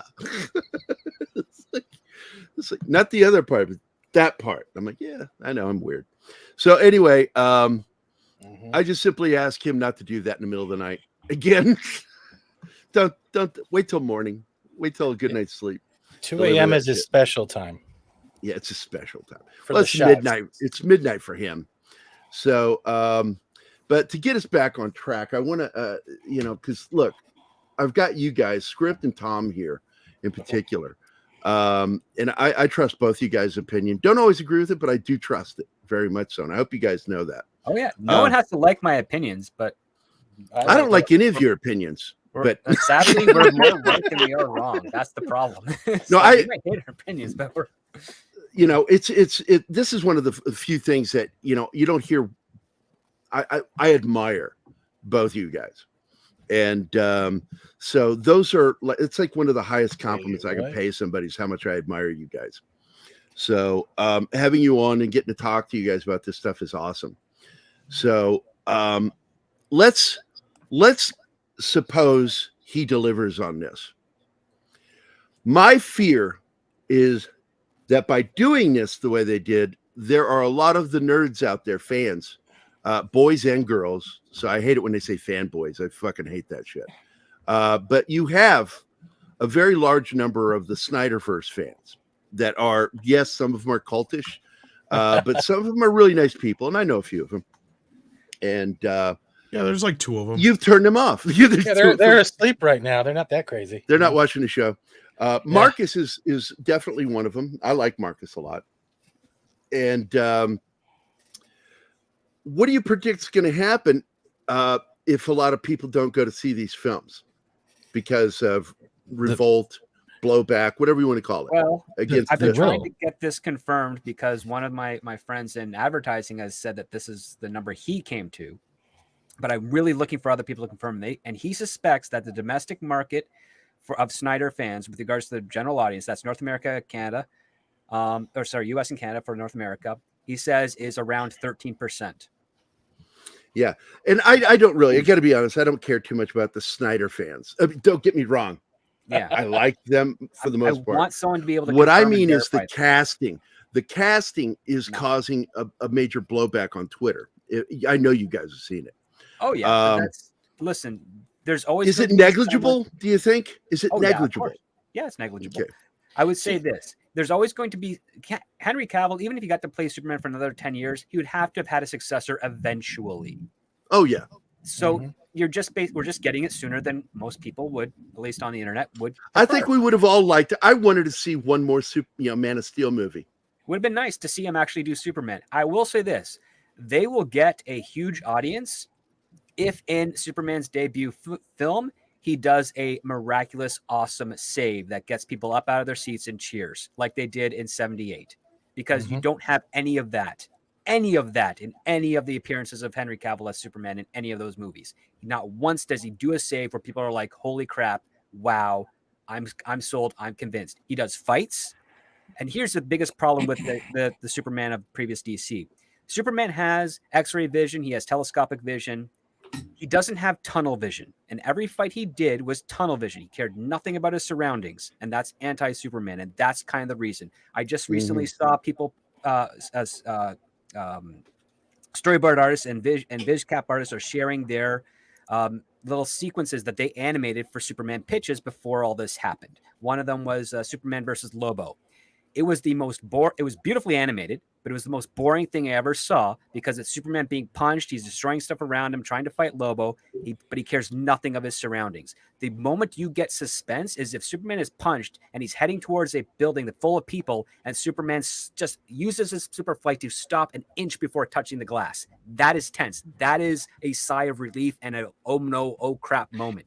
You had none of those in any of the previous Superman outings with Henry Cavill. You get something like that in this new Superman, you will get people actually thinking, yep, this is the guy. This is the movie I want to see. I want to see him, throw punches, hit things, but I want to see him also prevent the city around him and the people around him from dying because of it. Because that's what makes Superman Superman. That was the beautiful thing, though, when we look at even like Beef Superman or even some of the animated films with Superman, is that at the end of the day, he put the love he did for the human race above the enemy he's fighting. He wanted to make sure everything was still livable at the end. And you're right, Script, we're not seeing that. It's CGI fights, how fast can you throw a fist and beat the major enemy. And he's losing touch of why he was put there to Earth, not upon as a god, but to be looked upon as someone who wants to live with them, but also protect them. By the way, from Six says, hey, Script, you should write screenplays. I should dabble. I totally should. Should dabble. Because I would love to do a scene where Superman gets punched and he's thrown into the ground and he's like, building up the concrete around him as he's sliding, but he managed to do a backflip over it and stop like inches before a mother and a baby carriage so that he's not plowing through them. And then picks them up and gets them to safety and then goes back to the fight, because that is what Superman does. It's how does he balance between property damage and holding off a bad guy from doing more property damage. Well, absolutely. It was three complaints I had with Man of Steel was the misrepresentation of Jonathan Kent as a father to creating who would become Superman. 2, the mistake they made with Zod with the whole head, holding his head thing was just dumb. Cover his eyes. Your arm can take it, Superman. What the fuck, man? The dumb thing is and don't break his neck in the direction of the people you're trying to protect. Well, exactly. But not only that, like eyeballs can't move. Tens of thousands of fucking people just died, and you're finally going to kill Zod over the motherfucking Brady Bunch? Yeah, I know. Like, really? Like, seriously, come on, man. And then the script is 100% right. That drove me nuts for 40 minutes in the movie when you got Superman fighting these guys, and I'm sitting here going, get him away from the city. I'm screaming this that at was the third one. I'm like, what the fuck is he doing? All right. Like, this is not Superman. There's a bright light. Collateral damage. Yeah, there's a bright light here, though. We get to say goodbye to that shit fest we call Doomsday. Oh, yeah. If anyone remembers that Doomsday storyline was a joke. I'm sorry if anyone's watched the death or read the Death of Superman. That Doomsday was a joke. Well, even the death is. Let's be real. Let's be fucking real. All the right, Death of Superman comic is one of the most overrated fucking comics in the fucking world. All it is 15, 20 pages of Superman punching and the other guy punching through the whole fucking thing. That's all it is. There's no the aftermath is what everybody remembers. Yeah, that's Reign the of part Superman. that people But that's what I love. But that's where they fucked that up too. But look at this, Tom. The same way, like you even said, they effed it up too. There's also your opening for Cavill to come back as a different Superman. Death of Superman We just comic have to was let only it go, printed man. to put out the special bagged editions to try and create a buzz. Well, it's actually worse than that. It was not even meant to be this big fucking thing. It was a joke. It was a joke, basically, that they used to throw around the office when they didn't know what to do. And for once, they actually had to kill some time, because a script will back me up on this. They were trying to coincide the wedding of Lois and Clark as the same time as Lois and Clark on television. So they're like, what the fuck do we do? Why don't we kill him? Somebody fucking piped up as they always do. And this time, everybody didn't laugh. They looked at him and said, you know what? That's not a bad idea. And then the news picked up on it, just like when they killed Robin. And what happened then? It became this huge fucking fiasco. So DC's like, fuck it, we're running with this. They set up a funeral for him. They made it this big, huge fucking thing. And that's how they sold the most comics of all time. But not only that, well, other than X-Men, not only that, though, they printed more comics than have ever been printed in history. So that comic ain't worth dick. I know. I just like having it sealed. But I know, but to me, it's just one of those moments that people always jump to, and I'm just like, really? Sorry. Bye. Sorry, I gotta go, guys. Again, happy 5,000 subs, Gary. Have a great show, everyone. And thank you, Script. Later. Hey, I'll see you in the morning, buddy. Thank you very much. Yep. Have a good one. All right. Bye. Thank you, Script. Cheers, mate. And Tom, you Well, make a Whoa! great point. What is this? I know was you make kinda a right too with that article. Yeah, but you make a great point with the death of Superman being overrated. But if it wasn't for that, the reign of Superman and seeing the different variants, honestly, that was one of some of my favorites where we had like Cyborg, Superboy, Clone, all of those things had potential going for different storylines. A lot of people are like, yeah, you're right. But if it wasn't for those comics and my mom, when she was still cool and picking up like this small graphic novel, like the one with the actual written, not comic, it had pictures inside, I would never have gone into comics more as a kid. No, so totally. technically that's great. But like there were some great stories in there. We got Steel from that, didn't we? Yeah. Yep. We got Steel from that. So it wasn't Which a total Keith loss. and I have been begging for finally a good version of Steel as a film. Deserves his own story. And you guys might have hated the Reign of Superman animated film. I loved it. I honestly loved it because I got to see those. Tom, I have to apologize. I'm one of those responsible for killing Robin. I don't give a shit. That asshole deserved to die. I think the current variations need to die. That was Jason Todd, right? Yeah, I was gonna say the media picked up on just Robin. They didn't specify that it's not Dick Grayson. Like everybody's like, oh my god, they're killing Dick Grayson. Like if you had told any Joe Schmo, oh no, it's just Jason Todd, it's like some other Robin. They're like, oh fuck, who cares? Yeah. No, Shaq, no. Let's not get into that one. No, but I remember everybody hated Jason Todd. I hate him now in Titans. He's the whiniest little bee out there. Well, I don't like that show. I got to be honest. I think it's dumb. I feel like prefer Doom Patrol is good. Actually, if anything, the whole Jason Todd thing brought about a lot better situation. I mean, yes, you're right to a point. Like Steven, I'm not going to disagree with you at all. That the death of Superman did reinvigorate some interest in comics and probably brought a lot of kids to the table. But like that whole thing they did with Robin probably gave Batman some really cool storylines afterwards too, because you got like the Red Hood and a lot of other stuff out of that and some other shit. Yeah, it's just I'm tired of death. I'm tired of rebirth and origin stories, as we all are. Yeah, me too. And the like, problem is, just silly. But as Keith and I think Gary has said once in a blue moon, is that we have all these backlog of categories and characters and storylines, and not one of them have been touched in fear that it will make money. But look at now, it's not making money. Dive into that well. With Iron Man that a character who is not a major main Marvel character can make money. You know, unless you go back to the Power Hour. Because yes, Keith and I have both been saying that, Stephen. Yes, I agree. Keith they have said a ton of characters that they just don't go to, and they keep wanting to race swap characters when they've got a plethora of different race characters they don't use. It's I'm going to be running pretty soon, but that means my. Go ahead. Sorry. Jinx. I was just going to say that means my. That means my Blue Beetle Booster Gold buddy cop movie is printing money. Okay. Hopefully, Tom, what were you going to say, my friend? I was going to say I just wanted to bring this article to everybody's attention before I have to leave because this one sounds like a lot of what Script was saying was correct. And a lot of what I was just ranting about is if you believe this story from Hollywood Reporter that just dropped here about 2 hours ago, give or take. Is it going to kill the hate clicks people are trying to push right now? I don't know. But basically, it just goes into the sunsetting of Cavill's time as Superman was the clearest indication that Gunn and Safran were mounting a substantial overhaul of the DC universe. Just talks a little bit more about what's coming up and the whole thing with Patty Jenkins not going forward. Cavill found himself in confluence of different headwinds at the studio. Dwayne Johnson pushed for his return via the much-hyped cameo in Black Adam, and a potential linchpin for Johnson's own DC Universe franchise. But Black Adam has grossed $389 worldwide. Its soft performance is calling into question Johnson's much-touted plans for a sequel and eventual Black Adam versus Superman movie, even before Gunn's decision. So, studio had its own plans as new film co-chiefs Mike DeLuca and Pam Abdy wanted to make a Man of Steel sequel, hiring Peaky Blinders creator Stephen Knight to write the treatment. And this is what I was talking about before. So like that goes right along with what I was saying. And so basically the whole Dwayne Johnson thing is what the script was saying. So Cavill's sources say he did not have a deal in place to return to Superman, only a verbal agreement. The studio would develop future projects. He was paid $250,000 for each of his cameos.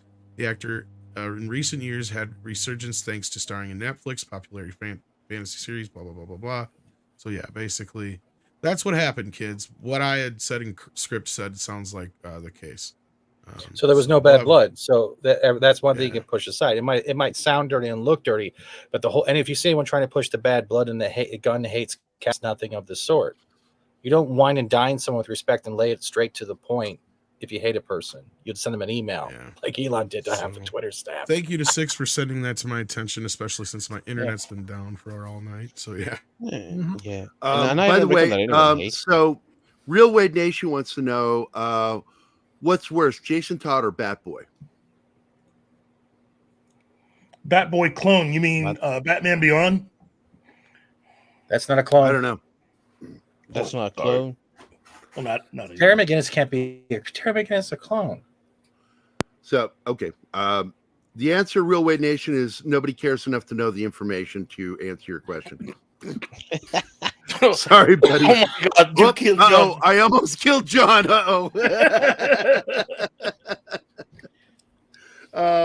Krampus says Cyborg is the biggest crybaby in the DC universe. Do you mean the character or the actor?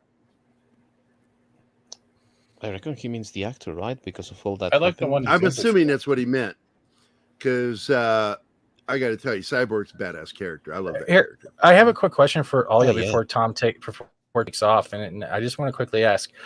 Supposedly, Sony's Spider-Man universe is going like this: we have Across the Spider-Verse, Kraven the Hunter, El Muerto, Madam Web, Silk Spider Society, Beyond the Spider-Verse, and Hypno Hustler. Has anyone heard anything about Hypno Hustler? I don't fucking care about anything from Marvel right now. I really don't. That's Sony's. This is Sony's side, not Marvel. The only thing that looks even remotely interesting, I don't think I'm going to end up watching, is Secret Invasion. That's the only thing that looks interesting. Yeah, and because I'm the way it's interested. Yeah, Jackson actually delivered that that little teaser trailer pretty well, so I'm hoping it pans out. Okay, so here you go. He says no. I mean the kid, not Wayne. Beyond. So there you go, Batboy. Let's see. Jeez. Six says Batboy, like from the tabloid magazine. The old Inquirer or Inquisitor or whatever the hell it was. If it's Batface Boy.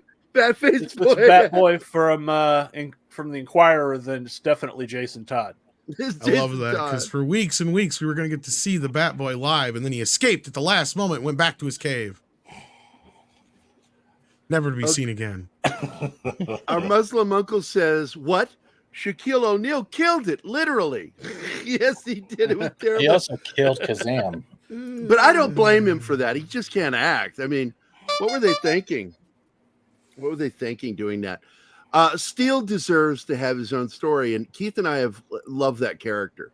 We've said, come on, man. There, if you want a black Superman, boom, baby. That's the guy right there. Great backstory. Everything. Everything's good on that character. Just fucking Hollywood has its head up its ass. I'm going to try Shaquille for that again. Yeah. Hypno Hustle. What is this? Yeah, I know you were talking about Ray Fisher, dude. I fucking know. Hypno Hustler supposedly part of the Sony and the Venom sequel. All of that's in the Sony Marvel stuff because they own the set. Yeah, so I don't know much as Hypno Hustler, but supposedly that's one of the properties coming. And Real Wade said, yes, I meant Damon Wayans. Keith, it's a push. They're both bad. Damon Wayans is a totally different person. He was Blank Man. Blank Man. Oh my God. Yeah, that was terrible. So Keith, you're leaving? Yeah, he's got to go to the hospital. Keith, thanks for stopping in, buddy. Good seeing you guys again too. Seeing everybody. Take care. Congratulations. Thank you. See you later, brother. Yeah. Cheers, Keith.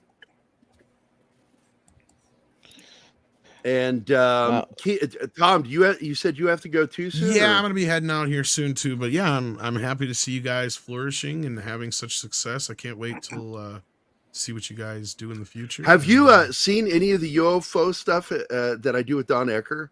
I haven't got a chance to yet, but hopefully I can partake in. I fucking love doing a show with that dude. Yeah, Wednesdays are fun. He surprised me that he actually liked this one video that let me see if I can pull it up here real quick. Is it on here? I can't remember. No, it's not on here. Crap. Let me see if it's on one of the other ones. Is it in here? Hamburger. Morning with coffee. Was it under there? Nope, it's not under there. Dag nabbit. I have a new video that my military buddy, a guy I served with, he's also one of my oldest friends on the planet, did a whole new fucked up funny video, Tom, for our military show. Oh, and I'm just going to share the video itself. I got to go to compressed.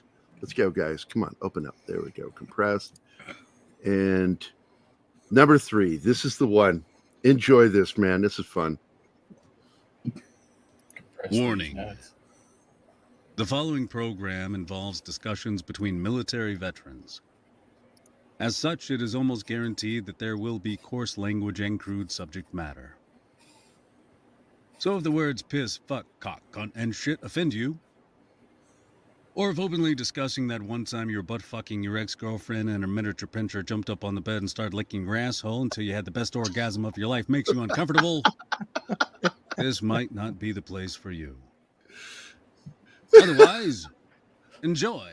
Enjoy. Why is your dog licking your back door? I don't know. That was just so fucked. He just sent that to me in the middle of the night. He was drunk. Hey, he recorded that. I'm like, fuck yeah. Hey, Mikey. I walk in and this is what I walk into. Yes. Like how am I even here? I gotta stay for a few minutes now. And Claudi's here, I see. Hey, how am I even associated with the channel with such a video? Nick Weiser. Hey, Bobby. Man, it's a cross. Look at this crossover. I love it when Pat asked me, he goes, you know Clobby, right? And I'm like, yes. But yeah, Gary, if you need bumpers, just let me know. I'll do all kinds of bumpers, like nuts to butts. You're listening to the Pop Culture Minefield on whatever, Oh, no, I would really love that, Tom. And I will talk to you about it. Because right now, currently, the dump, I laugh every time I hear it because it's so stupid. My intro and my outro and intro bumpers for the one, the first hour ad that they do at the radio station. It's just me saying stupid shit. It's just, I hope we survive. It's so stupid. Yeah, I'll get you to fucking do it, man. I fucking love your voice and stuff, man. I got one for the radio. I got one. 99% of coma patients agree. Pop culture mind. Good fuck, man. My ass, man. You can do it like that dog does. Oh, that was good. That was real good. The one place where nuts to butts is not just a gay thing. That's the butts. I like that one. If you sign up to our YouTube, you get the backdoor access. Oh my god. All about the back door. Well, I'm so glad to have you guys celebrating with us. I'm very excited because there are a lot of things that we could have done to grow it quicker, but like stay on track with show plans when you have them. I am so gonna get fired today But you can't fire me on your 5,000. I know you're my fucking boss in many ways. Like, you can't fire me because you know I love you more than. But I'm hard on Gary, huh, Gary? We don't talk. How hard are you on him? Yeah, only person that shits on me more than you is Six. Whoa. Imagine the dealing with me. This is the kind of producer I am for Gary. It's like you don't have many interactions with me. It's not like meat, all touch and feely and googly goggly. But no, it's like when you do, it's like every time Gary experienced a Wakanda Forever rant. That's how almost every single one, right, Gary? So, I got to tell you, I fucking love that rant. Still, That was amazing. Wow, That was a was wonderful legendary. rant. But one of my favorites. You're just saying that you get it hard and you get like turded on. Like, man, that's really mad. I think some of the gayest rants that I go into are with Nick. Oh, that's true. Toxic Tuesday. Brian and I get into it, man. Well, you don't get what I get. I told Tom that I wanted us to like live down the street or move in together, and he's like, "No, I'm moving into your room." I'm like, "Wait, what?" I like to cuddle. Okay, cuddle, Michigan Iron Man. It's all about me. Why does Gary? Why does Steven have a picture of Gary when he worked at McDonald's up? that's dwarf Down syndrome Gary. It's just so fucking weird. I love it, man. I want to make an action figure of that. Okay, this is one of my favorites, sent to me by Monkey Jeebus from Mexican Iron Man. Oh fuck! Oh my goodness! I haven't seen this one. Oh, that's accurate. Oh my! He's done. Mikey's done. Gotta go. Yep. Be in his bunk. Oh my god! Just the best bunch of people I've ever met in my life outside of the military are you fuckers. Oh, I'm honored. Congratulations, buddy. By the way, You know, we Thanks, give man. Mikey a lot of shit though for being, unable to resist a beautiful woman, but at least he admits it, unlike most of us. oh yeah. Well, Mikey knows I jumped in on that fake video of supposedly him hanging from Careful that window using the word falling. jumping. I was gonna say around Mike. So Yeah. Well, there's that video that was going around where he's hanging from a window, and I said that is clearly fake. It's not you because you're a two-fisted taco eating motherfucker.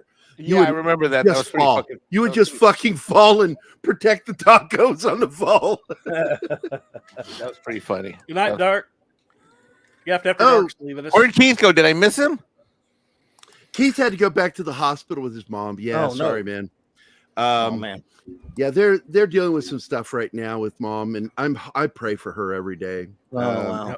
Me too. I know I'm an agnostic, but I still pray all the time. Like you can't beat it out of a Catholic, man. There are no atheists in foxholes. I'm willing to try to wait. beat it. I'm willing to try to beat it out of you, especially when you get distracted on your live shows. Oh yeah. Now I will tell you something, Clubby. Yes, a sir. chaplain said that to me in the army, and I heard turned it to on him MASH. and I said, "There are tons of atheists in the foxhole. What you won't find in a foxhole is a liberal leftist." Well, that's fair enough. I just heard it on MASH, so I thought I would quote it. Yeah, they're full of shit because there are a lot of us that were agnostic or atheist, but none of us. I have never met got you. anybody infantry who Was a lefty pinko? was a lefty pinko. Well, today I heard this different today though. Well, in the military, I don't know. You're going to find a lot of things in today's military. I mean, the minute back in late 90s when they started doing the stress cards, the yellow card, you held it up during basic training in AIT. Drill sergeant could talk to you till that yellow card came down. Yeah, I'm Now like, it's yeah, the military's about to go woke. What is this? Yeah, that's what what do I we hear. have here? Yeah, I like that one. I've seen that one. That looks like our modern military today. Mexican right Iron there. Man was part of the. Whoa! I've never seen this before. Where the hell did this come from? Mikey's Fat Stevens had it for a while, Mikey. Whoa! First of all, I would never be in the company of that group of ladies. And he does a piss poor job of showing all the pieces that are putting it together into the right there. Just saying. But. What the hell? Mexican View? What the hell? Oh, Lord. Look how happy All those right. women are. If they only knew. So, well, anyway, I was going to go longer, but the fact is, I don't know. You would go longer. I would go longer if I had the pill. Phrasing. No, I said it directly. I would go longer if I had the pill, the blue pill. I wasn't phrasing at all. I was actually saying it directly. Yeah. Phrasing. So, our Muslim uncle, $1.99. Whoa, look at that. That's a nice panel you got there. What are you from Chicago? That there's a good. That there's a good panel there. Be ashamed if something happened to it. Be ashamed if something happened to it. Oh my God. You missed quite a few super chats. Oh, really? Let's get into them. Of course, Gary did. No, I asked him to star them so we can go back to him. Wow, look at you, even starring your own super chats. No, who does that for you? Martin? Martin. Yeah. The Milwaukee. So let's see. I was going to go longer. Gary's biggest disappointment in life was not being the favorite altar boy. I will tell you a funny anecdotal story of being an altar boy. One, when I was cleaning up after Mass with my buddy Chris Lindsay, who's still a friend of mine to this day, we were wiping down all the brass from having the bread, the body of Christ on it. And we're standing there, and I'm 16, and this is like right at the onset of CNN. So he starts talking about this big case that made CNN, which was the first legal case against a priest of allegations of sexual abuse by an adult male.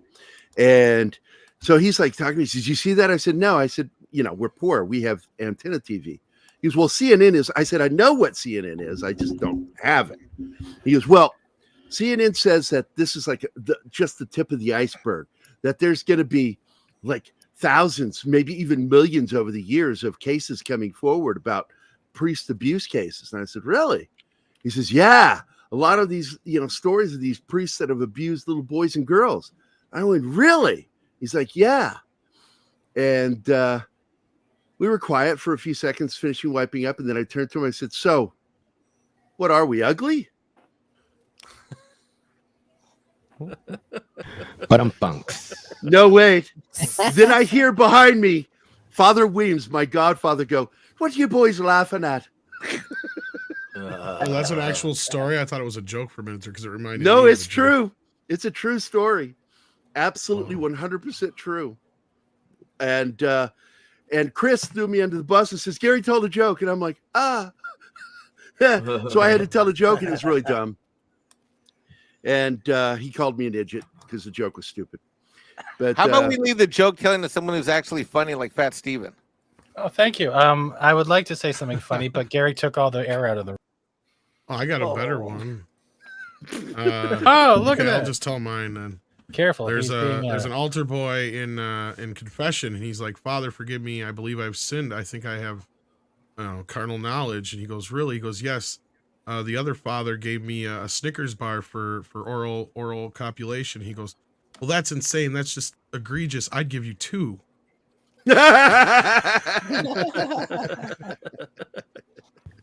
Boom, bam. Yeah. Anyway, we have the super chats trending. My mom sent me the funniest dad joke this morning via text. It's a little longer than that, but I made it short. So yeah.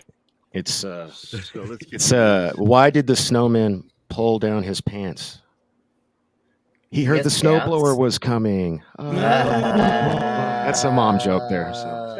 Mr. Fisher with the $2 super chat says, "I do it all the time to Midnight's Edge." Nice.